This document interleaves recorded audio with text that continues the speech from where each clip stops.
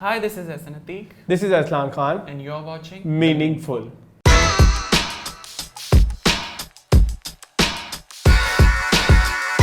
So ऐसे बताओ meaningful है क्या मतलब इसकी सो बेसिकली मीनिंगफुल शो में हम बातें करेंगे कुछ मीठी, कुछ चटपटी, कुछ तीखी, कुछ हॉट टॉपिक्स, कुछ करंट अफेयर्स, और कुछ मीनिंगफुल बातें कुछ मीनिंगफुल बातें, कुछ रिव्यूज, व्यूज एंड पोस्ट्स. सो इस हफ्ते हम लेकर आए हैं आपके लिए कुछ चटपटी स्टोरीज, इस हफ्ते के कुछ हॉट टॉपिक्स. सो सबसे पहला टॉपिक हमारे पास क्या है अरसलान? सबसे पहला हमारा टॉपिक ये है कि फ़रियाल महमूद ने एक शो में काफ़ी बॉडी शेमिंग की लोगों की और ऐसे रिमार्क्स पास किए जिस पे बड़े सवालात उठे. तो इसकी बिहाइंड हिस्ट्री क्या है, ऐसे से पूछना है क्या हिस्ट्री है. तुमने देखा ये शो? यस, मैंने देखा है ये show. It was a talk show जिसमें फ़रियाल महमूद ने एक क्वेश्चन पूछे जाने पर हरीम फ़ारूक के बारे में ये कहा कि she want fit in the car. So basically this comment was more towards her body shaming, जिसको फ़रियाल ने बाद में एक्सप्लेन करने की भी कोशिश की, but it was unexplainable because we know that body shaming is one of the hot topic जिसे हम लोग आजकल डिस्कस कर रहे हैं. And we want people to get themselves proud of and they must believe in themselves. नहीं मतलब आप मुझे एक सवाल इस पे ये है कि लोग बॉडी शेमिंग के बारे में बात करते हैं, ठीक है. बॉडी लोग बड़ा इजी होता है, जैसे अब फ़रियाल ने उसने कह दिया कि उसने भी वजन कम किया है, उसके लिए बड़ा इजी था तो आप भी कर लें. तो ये कहना और करने में जमीन आसमान का फर्क है. और मैं इस चीज से गुजरा हूं. Plus I don't think so losing weight can give you a licence to body shame others. Exactly. अगर आपने अपना वेट रिड्यूस किया and you have been through the journey, तो आपको ये चीज समझनी चाहिए कि that phase is actually very hard and you can not say any other person के उनको भी अपना वेट रिड्यूस करना चाहिए. As far if you are saying just for the health benefit के yes they must reduce their weight for the health perspective, yes that point is very good, but इस चीज़ का भी ख्याल रखना चाहिए कि हम कोई इस तरह का रिमार्क पास ना करें जो somehow derogatory हो या बाद में हमें उसे एक्सप्लेन करना पड़े. So I think फ़रियाल must think about that as well. ये कि अब अगर फॉर एग्जांपल उसको पता है वो इस चीज़ से गुजरी हुई भी है और इसके अलावा वो एक शो पे बैठी है और वो शो बहुत ज़्यादा ऑडियंस देखने वाली अच्छी खासी व्यूअरशिप है. अगर है. आप फॉर एग्जांपल आप पहले ये बात कह चुकी थी एक शो में, क्योंकि वो मुज़ाकरात में कह चुकी थी जिसका तज़किरा दोबारा एहसन खान के शो में, तो वहाँ पे आप दो चीज़ कर सकते थे. आप कह सकते थे सॉरी उस वक्त मुझे पता नहीं लगा, आप अपोलोजाइज कर लो, या आप इस तरह से कह लो कि मतलब मेरी दूसरों से दोस्ती थी और मैंने इसलिए हरीम फ़ारूक को निकाल दिया, लेकिन वो पक्की हो गई कि वो मोटी है तो वो वजन कम कर लें. पहले तो हरीम फ़ारूक इतनी कोई मोटी भी, प्लस उसके ऊपर एक एक्सप्लेनेशन दी गई कि मैंने भी कम किया तो तुम भी कर लो, which was not required. But apart from that, we all love फ़रियाल Mahmood. Her performance in Raqib से was exceptional, and we all love फ़रियाल. By the way, तुमने एक चीज़ और नोट किया, उसने अपना Instagram डीएक्टिवेट कर लिया इस हेट कमेंट से. Really? हाँ. फ़रियाल नहीं करना चाहिए था ना फिर ऐसा. Sorry, meaningful. Meaningful. So okay, जो दूसरी जो न्यूज़ मेरे पास है, that is somehow sad. थोड़ी सी ज़रा sad न्यूज़ है. लोग आजकल सैड न्यूज़ से भी काफ़ी कुछ कमा जाते हैं. Total publicity. ठीक है. लेकिन हम स्पेसिफिकली उसके बारे में बात नहीं करें. सेकंड जो न्यूज़ है वो है निम्रा खान की डाइवोर्स से रिलेटेड. तो इसके बारे में तुम्हारे पास क्या इन्फॉर्मेशन है? I think Nimra Khan is an amazing artist. Some of her projects like Udaan, Khoobsurat and Meherbaan, they have done a tremendous job and we all love Nimra Khan, but somehow her professional life and personal life are very much different. And recently in one of her show she refused to comment about the marriage life, but somehow the news came out when her husband came on the Insta story and gave the comment that Nimra is basically लोगों को ना पहले back की story बता दो. Last year अप्रैल 2020 में इनकी शादी हुई, ठीक है. और निम्रा के जो हस्बैंड है राजा हाजी, वो एक लंदन पुलिस ऑफिसर है, ठीक है. तो उसके अलावा वो काफ़ी शोज़ में निम्रा आई भी सही और उनसे काफ़ी सवाल जवाब हुए. तो उन्होंने कहा कि मेरी मैरिज लाइफ बड़ी अच्छी चल रही है, सब कुछ नॉर्मल है, मेरी सास भी बहुत अच्छी है, एटसेट्रा एटसेट्रा. तो अभी रिसेंटली उसके हस्बैंड ने कोई एक लाइव चीज़ की इंस्टा के ऊपर लाइव फीड होता है जो, उसमें उसने बताया कि उसने उसको डाइवोर्स दे दिया। जबकि उस शो में जब निम्रा खान से ये सवाल पूछा गया तो निम्रा खान सेड कि ऐसा कुछ नहीं है। तो इसके ऊपर काफ़ी अभी एम्बिग्विटीज आ रही हैं कि मतलब निम्रा खान बताना चाह रही हैं कि वो सिंगल हैं कि नहीं। And probably if you don't want to discuss your personal life over a show that is completely your own choice, but somehow her husband, her ex-husband now, he made a very derogatory remark that she was a headache and I gave her the divorce. I think if you are talking about your ex-wife तो you must be very respectable because एक life के एक time में आपका उनके साथ एक अच्छा एक bond बना होता है, so you must cherish that bond. ठीक है, कुछ certain reasons की वजह से if you people are not together, you must not bring that topic in that way कि लोग उसका एक मजाक बनाएं एंड उस चीज को आपको एक लोग उसको मोनेटाइज कर रहे हैं। या एंड प्लस अगर आपने जैसे अगर हम अपनी भी बात करें तो हम भी उसको डिस्कस कर रहे हैं। या तो अगर आप इस तरह का इशू है तो अच्छा, मैं इस पे अक्सर जिसकी एग्जांपल देता हूँ, उर्वा फरहान का इशू हुआ जिसमें बड़ी न्यूज आई, बट उनमें इतना कुछ इस तरह से चीजें नजर नहीं आई। या and somehow they very gracefully managed that. तो इस तरह से होना चाहिए। या आप लाइव फीड पे आ रहे हो, अब उस बेचारी ने हमेशा इस चीज को मतलब इग्नोर किया या उससे in a very good way she projected the image that somehow our marriage life is doing good. अभी उसका पिछले दिनों किसी एक उसने इंस्टा में उसके कुछ ब्रूजेस भी थे, उसको भी उसने कहा कि नहीं मैं सीढ़ियों से गिरी थी। अब कुछ लोग उसको लिंक कर रहे हैं कि वाकई उसके husband the abusive marriage and everything. But apart from that, we all love Nimra. Nimra, you are doing a fantastic job. Plus अभी कुछ दिनों से निम्रा की हेल्थ जो है she is not doing well, she is sick and getting her treatment done, so all our support and love is with you Nimra, we all love you.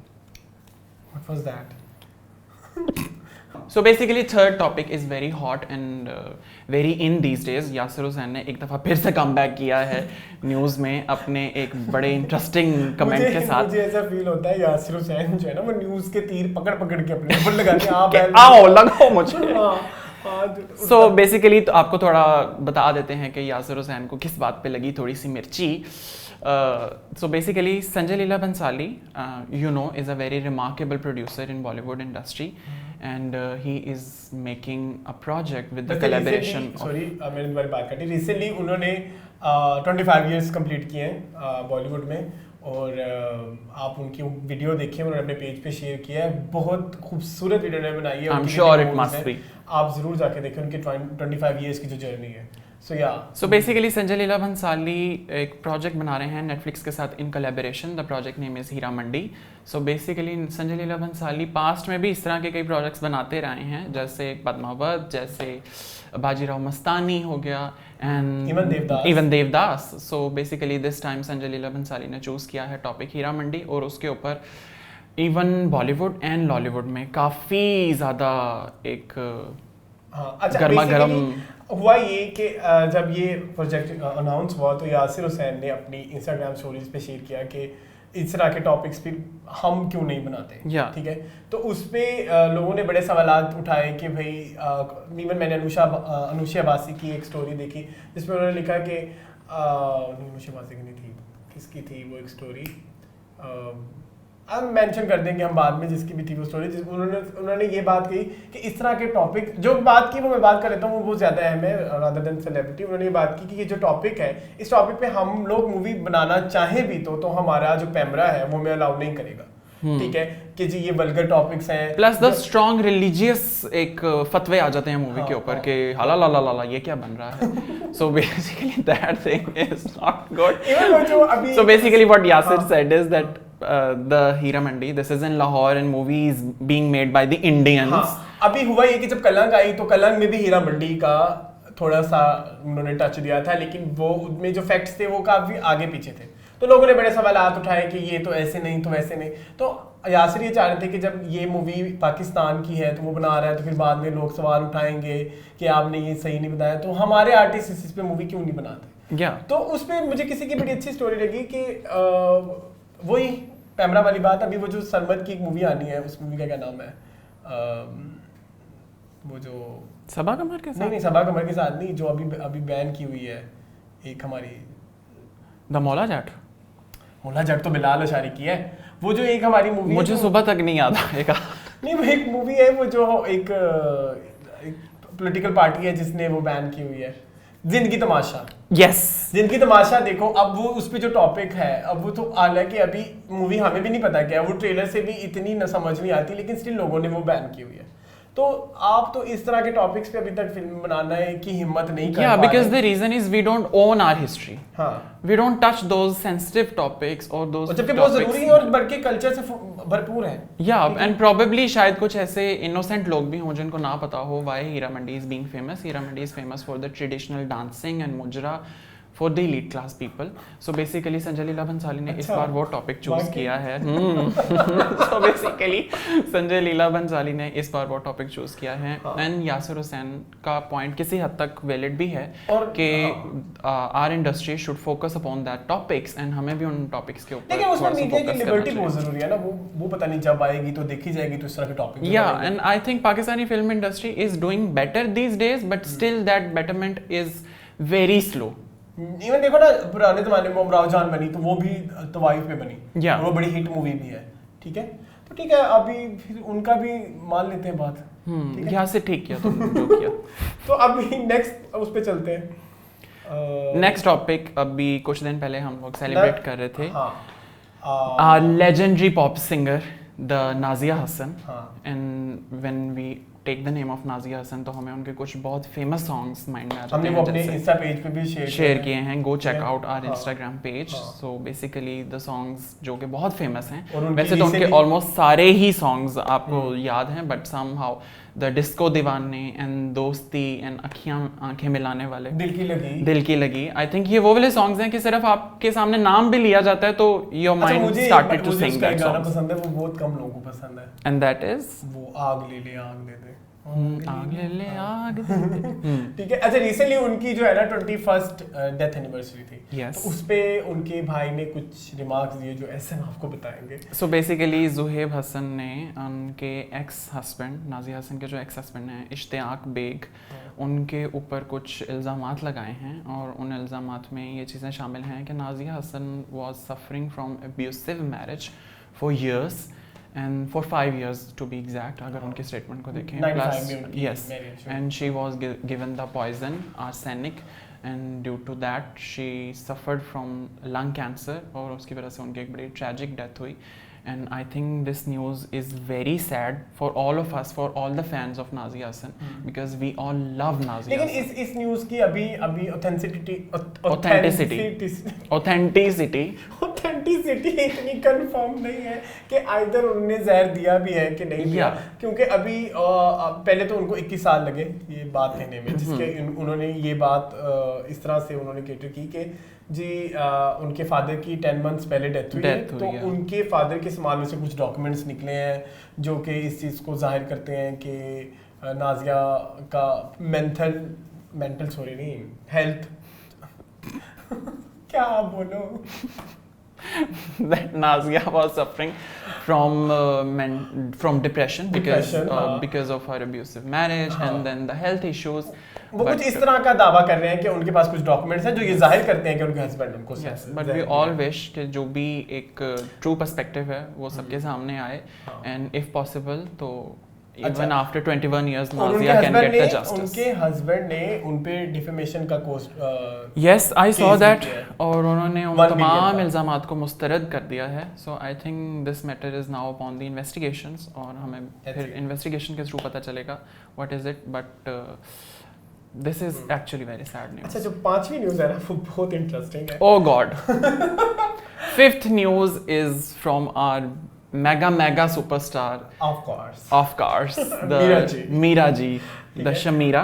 So एक दफा Meera from उनका बाजी में एक कैरेक्टर था।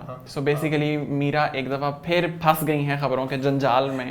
मुझे कभी फील होता है वो जानबूझ के करती है शायद। sometimes I feel कि मीरा वाकई टीवी नहीं देखती, मतलब why she say anything without verification। अभी उनसे किसी एयरपोर्ट पे किसी सहाफ़ी ने ये पूछ लिया कि जी पाकिस्तान ने जो टोक्यो ओलंपिक्स 2021 में 2020 यस पाकिस्तान ओलंपिक्स 2021 में 2020 में कितना बताऊं मैं, सॉरी 2021 में वो इसलिए, अब लोगों को ये भी बताओ कि वो 2021 क्यों नहीं है, मैं बताता हूँ। टोक्यो 2020 होना था, जो कि कोरोना की वजह से डिले हो गया, और वो 2021 में हुआ, इसलिए उसको टोक्यो 2020 ही कहते हैं। सो अब हम एक साल पीछे ही चलेंगे। ठीक है, टोक्यो 2022 में टोक्यो 2021 हो रहा होगा, सब खराब हो गया कोरोना। नहीं अभी 20, अब बोलो टॉपिक से हट रहे हैं। सो बेसिकली एयरपोर्ट पे किसी सहाफ़ी ने मीरा जी से पूछा कि पाकिस्तान ने जो टोक्यो ओलंपिक्स 2020 में परफॉर्म किया है उसके ऊपर आप क्या कहती हैं। So basically one of our athlete, the name is Arshad Nadeem, उन्होंने बेसिकली जेवलिन थ्रो में स्पेशलाइजेशन, उनकी एक स्पोर्ट स्पेशलाइजेशन है जेवलिन थ्रो, सो उसमें उन्होंने परफॉर्म किया है। तो उसके ऊपर हमारी the mega superstar Meera ji से पूछा गया कि आप क्या कहती हैं। तो मीरा जी ने बिल्कुल 1 मिनट के लिए भी कतराई नहीं, और उसके ऊपर उन्होंने कहा सुभान अल्लाह, जो उन्होंने क्रिकेट खेल छोड़ी है। लेकिन उसमें मीरा का कॉन्फिडेंस देखने वाला था। नदीम, उन्होंने बहुत अच्छी क्रिकेट खेली, बहुत अच्छी क्रिकेट खेली। अमेजिंग, मतलब वाकई जो है ना, अच्छा नंबर 1 एक तो वो कहेगी क्रिकेट, ठीक है, या जो कि ओलंपिक्स में होते ही नहीं है। ठीक है, दूसरा वो कही जा रही है कि बॉडी लैंग्वेज देखें, तो ये वो उनकी जो बॉडी लैंग्वेज थी उसमें बड़ी ऑनेस्टी थी। पाकिस्तान का नाम बहुत रोशन किया, बॉडी लैंग्वेज में बहुत ऑनेस्टी थी, पाकिस्तान का नाम रोशन किया। I am sure Meera ji ने देखी ही नहीं। सो कौन सी ऑनेस्टी मीरा जी। तो व्हाट आई रिकमेंड इज कि मीरा जी टोक्यो देख लो, एक दफा ओलंपिक्स दोबारा देखिए। शायद आपको क्रिकेट से हटके भी कुछ नजर आए। Yes, and plus I think apart from that joke, Pakistan को मजीद ओलंपिक्स में पार्टिसिपेट करना चाहिए, as our neighbouring countries are doing. India is doing really well and China has done something even well. लेकिन मेरे ख्याल में ये जो दो निकल के आया ना, एक तो वो जो वेट लिफ्टिंग में है, और जो दूसरा ये जेवलिन थ्रो के लिए अरशद महमूद, इनके बाद लोगों में भी काफी अवेयरनेस आई है कि और स्पोर्ट्स हैं। तो let's hope. Plus, I think we must promote our sports department and these people. कि they must contribute in Olympics and they must come towards more and more towards sport. ताकि हम इस game को मज़ीद promote कर सकें. And probably soon I am going into Olympics as well. For I play sequence very well. So I request Olympics jury to please count sequence in Olympics as well. I play really good sequence. Okay. Wait एक minute. अच्छा ठीक है. हाँ sorry break next. And next जो 6th हमारी news है is very interesting as well because हमारी एक बहुत अच्छी actress, model, superstar of television, Iffat Umar, and I could not believe from her tweet कि वो वाकई 50 years की हो गई हैं. So I think age is just a number because I know for a matter of fact. For a matter of fact, and for a very long time I know Iffat because I am personally a fan of Iffat and her dramas.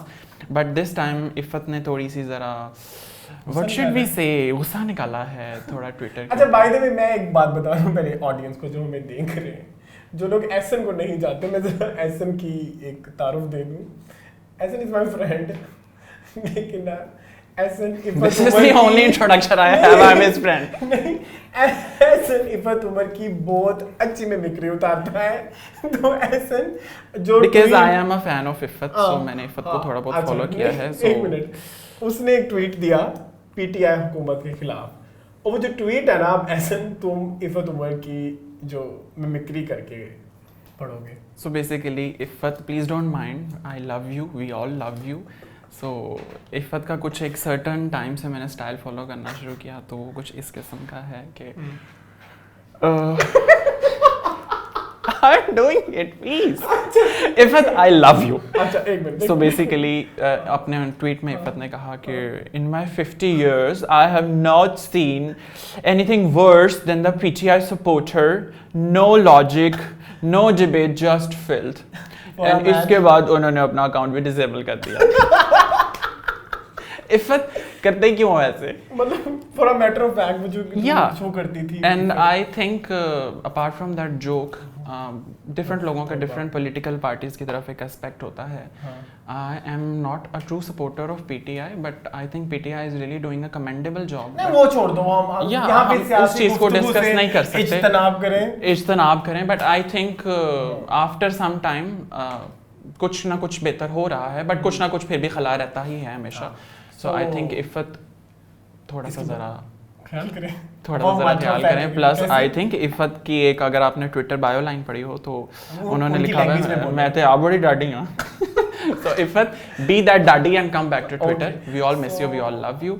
सो इसी के साथ खत्म हुई हमारी। So this was all about meaningful. आप हमें comments में बता सकते हैं कि आपको हमारा ये शो कैसा लगा, आप कौन से टॉपिक्स हैं जो मज़ीद देखना सुनना चाहते हैं, आप हमें बता सकते हैं। So please like, share, subscribe, comment.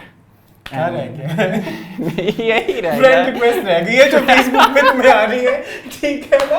Okay जी, थैंक यू सो मच। अपना ख्याल रखिए, खुश रहिए, and will see you next week. Allah हाफिज़।